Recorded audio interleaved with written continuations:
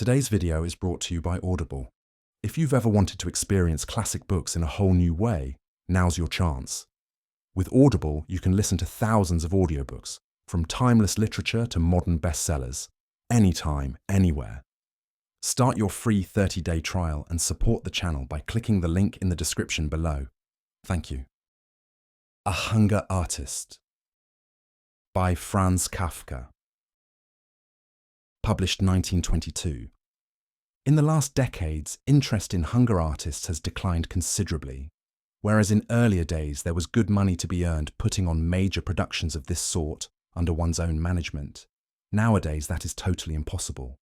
Those were different times. Back then the hunger artist captured the attention of the entire city. From day to day, while the fasting lasted, participation increased. Everyone wanted to see the hunger artist at least daily. During the final days, there were people with subscription tickets who sat all day in front of the small barred cage. And there were even viewing hours at night, their impact heightened by torchlight. On fine days, the cage was dragged out into the open air. And then the hunger artist was put on display particularly for the children. While for grown-ups, the hunger artist was often merely a joke, something they participated in because it was fashionable.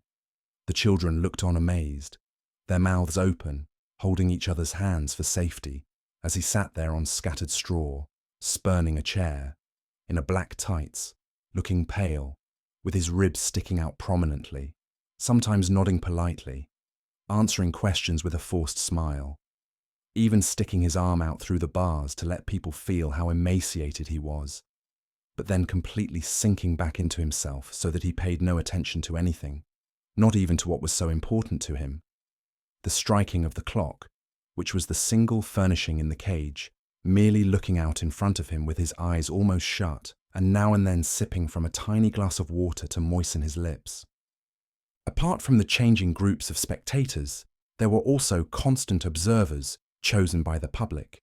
Strangely enough, they were usually butchers who, always 3 at a time, were given the task of observing the hunger artist day and night so that he didn't get something to eat in some secret manner.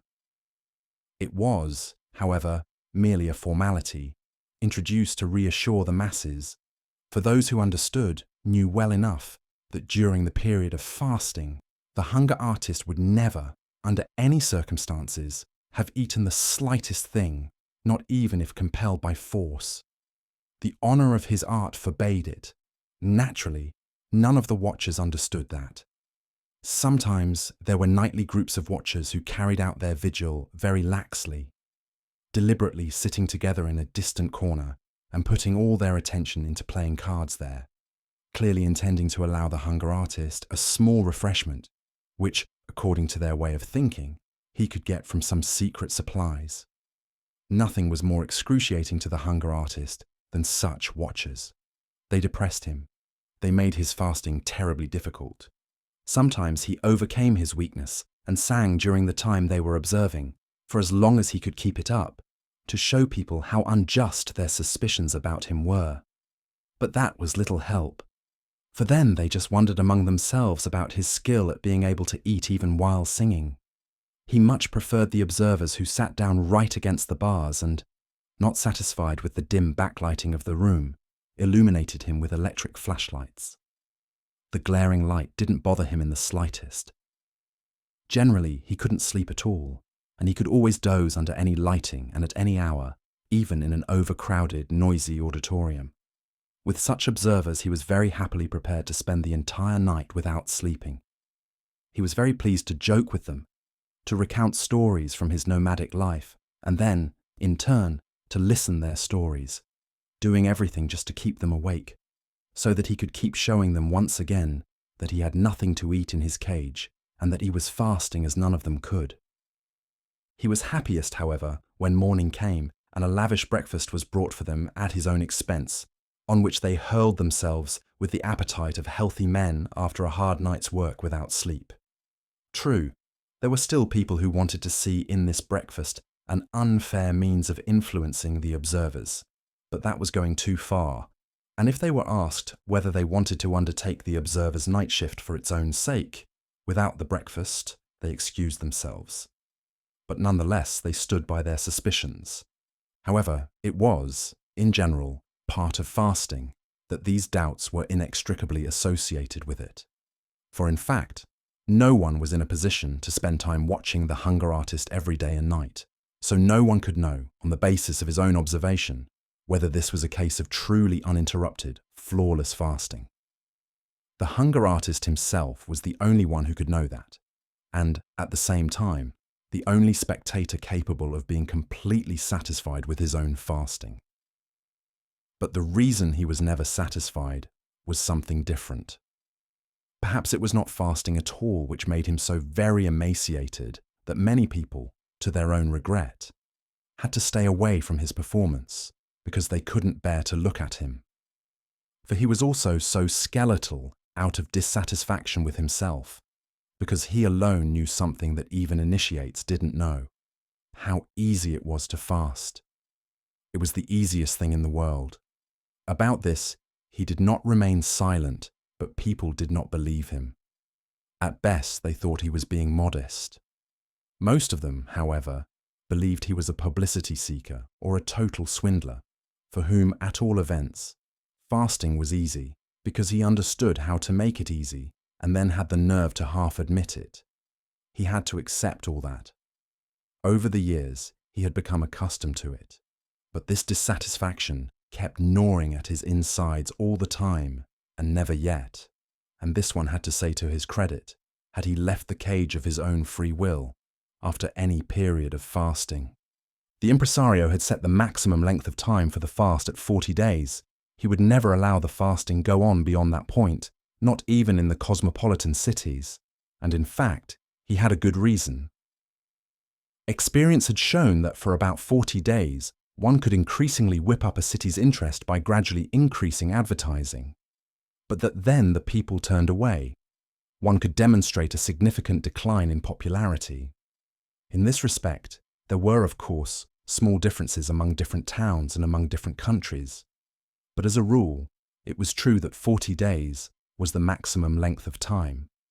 So then, on the 40th day, the door of the cage, which was covered with flowers, was opened. An enthusiastic audience filled the amphitheatre. A military band played. 2 doctors entered the cage in order to take the necessary measurements of the hunger artist. The results were announced to the auditorium through a megaphone, and finally 2 young ladies arrived, happy about the fact that they were the ones who had just been selected by a lot seeking to lead the hunger artist down a couple of steps out of the cage, where, on a small table, a carefully chosen hospital meal was laid out.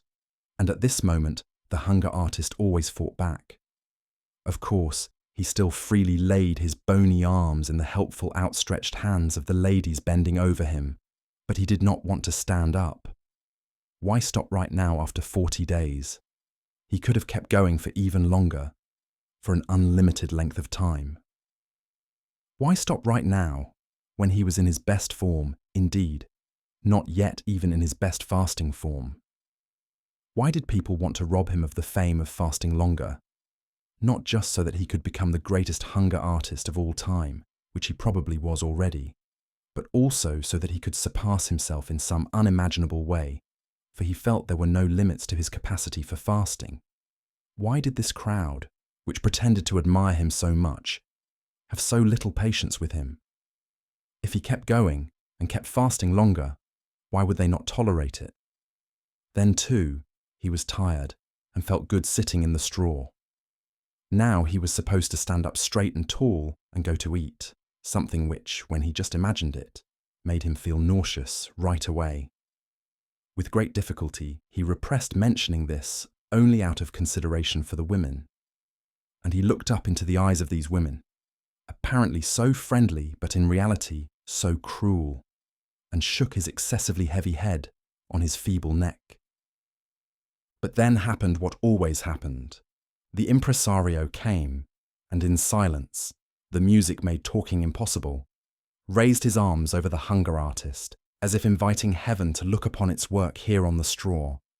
This unfortunate martyr, something the hunger artist certainly was, only in a completely different sense, then grabbed the hunger artist around his thin waist, in the process wanting, with his exaggerated caution, to make people believe that here he had to deal with something fragile and handed him over, not without secretly shaking him a little, so that the hunger artist's legs and upper body swung back and forth uncontrollably to the women, who had in the meantime turned as pale as death. At this point, the hunger artist endured everything. His head lay on his chest. It was as if it had inexplicably rolled around and just stopped there.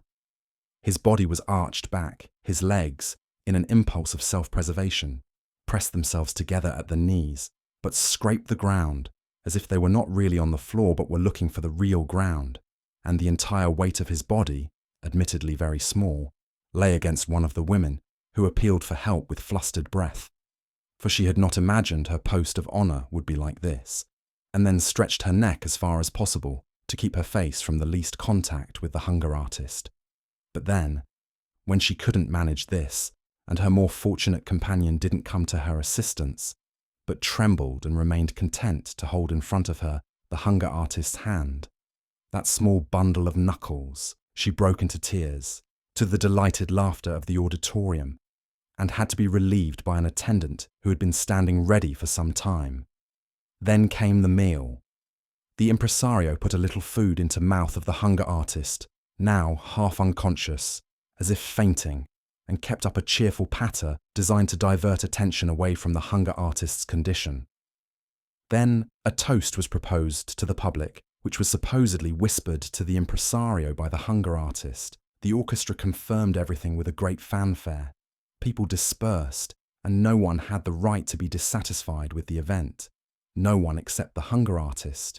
He was always the only one. He lived this way, taking small regular breaks for many years, apparently in the spotlight, honoured by the world. But for all that his mood was usually gloomy, and it kept growing gloomier all the time, because no one understood how to take him seriously. But how was he to find consolation? What was there left for him to wish for? And if a good-natured man who felt sorry for him ever wanted to explain to him that his sadness probably came from his fasting, then it could happen that the hunger artist responded with an outburst of rage and began to shake the bars like an animal, frightening everyone. But the impresario had a way of punishing moments like this, something he was happy to use. He would make an apology for the hunger artist to the assembled public, conceding that the irritability had been provoked only by his fasting, something quite intelligible to well-fed people and capable of excusing the behaviour of the hunger artist without further explanation. From there, he would move on to speak about the equally hard-to-understand claim of the hunger artist, that he could go on fasting for much longer than he was doing. He would praise the lofty striving, the goodwill, and the great self-denial no doubt contained in this claim, but then would try to contradict it simply by producing photographs, which were also on sale. For in the pictures, one could see the hunger artist on the 40th day of his fast in bed, almost dead from exhaustion. Although the hunger artist was very familiar with this perversion of the truth, it always strained his nerves again and was too much for him. What was a result of the premature ending of the fast people were now proposing as its cause? It was impossible to fight against this lack of understanding, against this world of misunderstanding.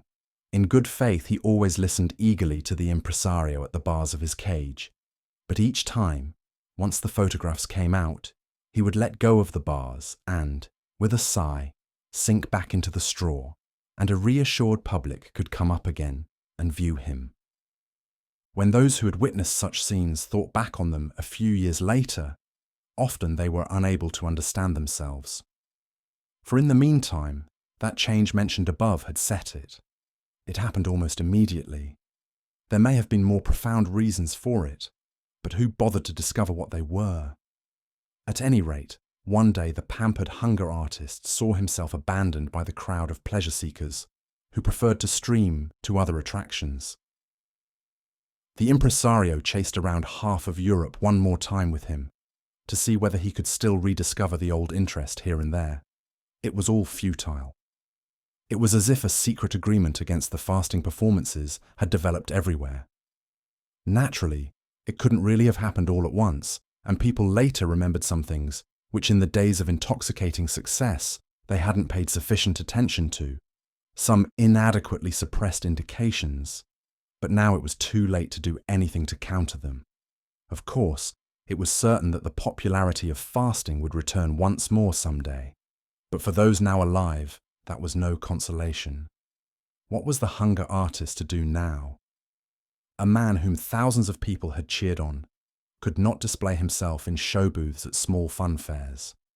The hunger artist was not only too old to take up a different profession, but was fanatically devoted to fasting more than anything else. So he said farewell to the impresario, an incomparable companion on his life's road, and let himself be hired by a large circus. In order to spare his own feelings, he didn't even look at the terms of his contract at all.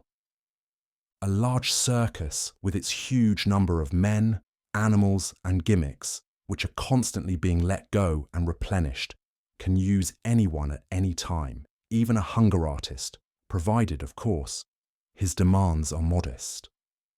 Moreover, in this particular case, it was not only the hunger artist himself who was engaged, but also his old and famous name. In fact, given the characteristic nature of his art, which was not diminished by his advancing age, one could never claim that a worn-out artist, who no longer stood at the pinnacle of his ability, wanted to escape to a quiet position in the circus. On the contrary, the hunger artist declared that he could fast just as well as in earlier times, something that was entirely credible. Indeed, he even affirmed that if people would let him do what he wanted, and he was promised this without further ado, he would really now legitimately amaze the world for the first time.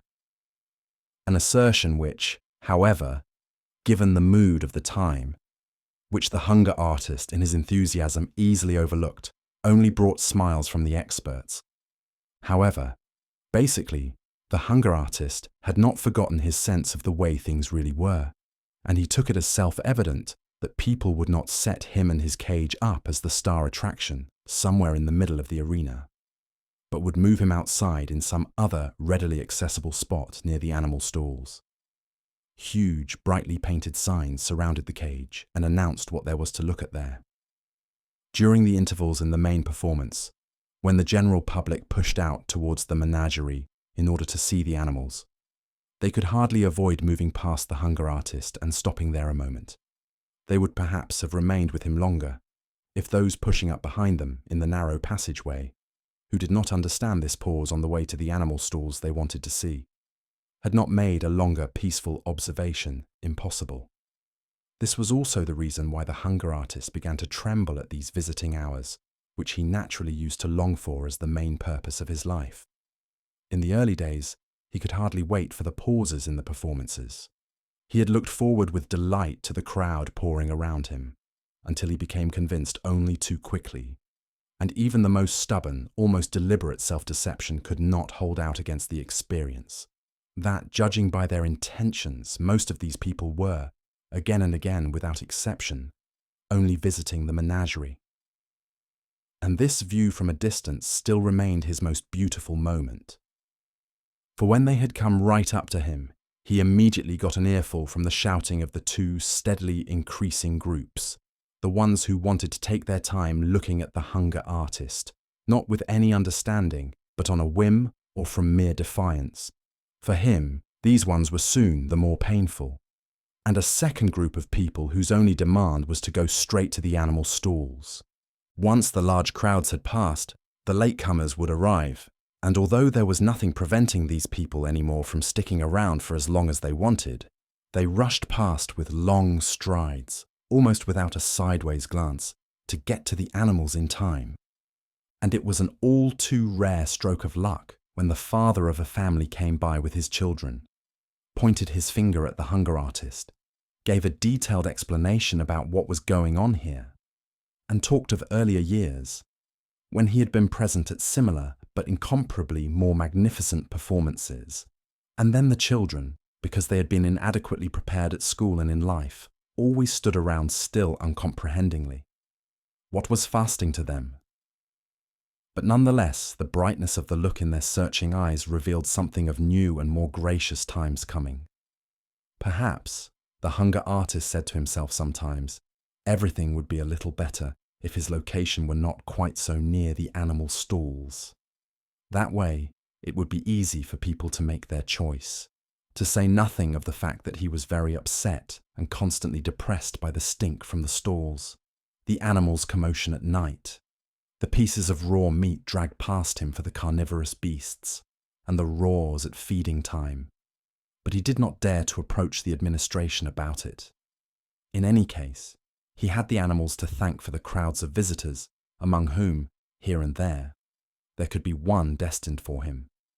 And who knew where they would hide him if he wished to remind them of his existence? And, along with that, of the fact that, strictly speaking, he was only an obstacle on the way to the menagerie. A small obstacle, at any rate, a constantly diminishing obstacle.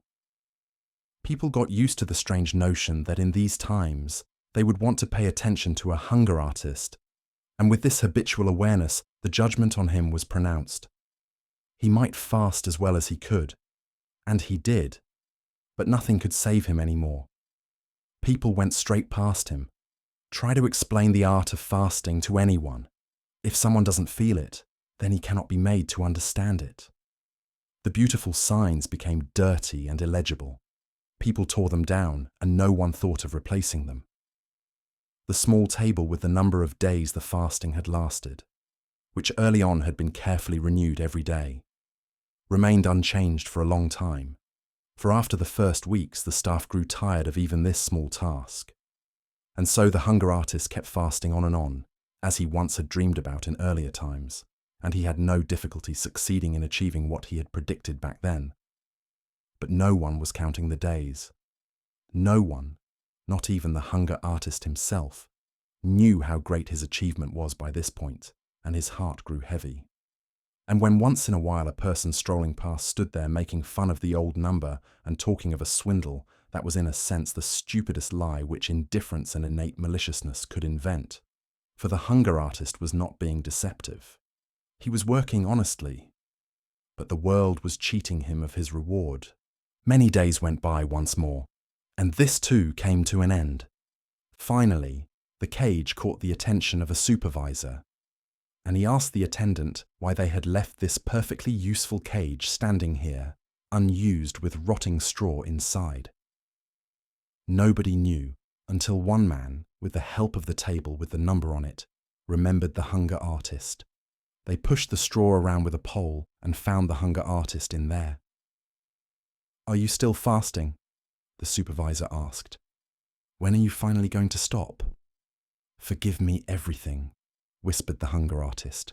Only the supervisor, who was pressing his ear up against the cage, understood him. "Certainly," said the supervisor, tapping his forehead with his finger in order to indicate to the spectators the state the hunger artist was in. "We forgive you." "I always wanted you to admire my fasting," said the hunger artist. "But we do admire it," said the supervisor obligingly. "But you shouldn't admire it," said the hunger artist. "Well then, we don't admire it," said the supervisor. "But why shouldn't we admire it?" "Because I had to fast." "I can't do anything else," said the hunger artist. "Just look at you," said the supervisor. "Why can't you do anything else?" "Because," said the hunger artist, lifting his head a little and, with his lips pursed as if for a kiss, speaking right into the supervisor's ear so that he wouldn't miss anything, "because I couldn't find a food which I enjoyed. If had found that, believe me, I would not have made a spectacle of myself and would have eaten to my heart's content like you and everyone else." Those were his last words, but in his failing eyes there was the firm, if no longer proud, conviction that he was continuing to fast. "All right, tidy this up now," said the supervisor. And they buried the hunger artist along with the straw. But in his cage they put a young panther. Even for a person with the dullest mind, it was clearly refreshing to see this wild animal throwing itself around in this cage, which had been dreary for such a long time. It lacked nothing. Without thinking about it for any length of time, The guards brought the animal food. It enjoyed the taste and never seemed to miss its freedom. This noble body, equipped with everything necessary, almost to the point of bursting, also appeared to carry freedom around with it. That seemed to be located somewhere or other in its teeth, and its joy in living came with such strong passion from its throat that it was not easy for spectators to keep watching. But they controlled themselves, kept pressing around the cage, and had no desire to move on.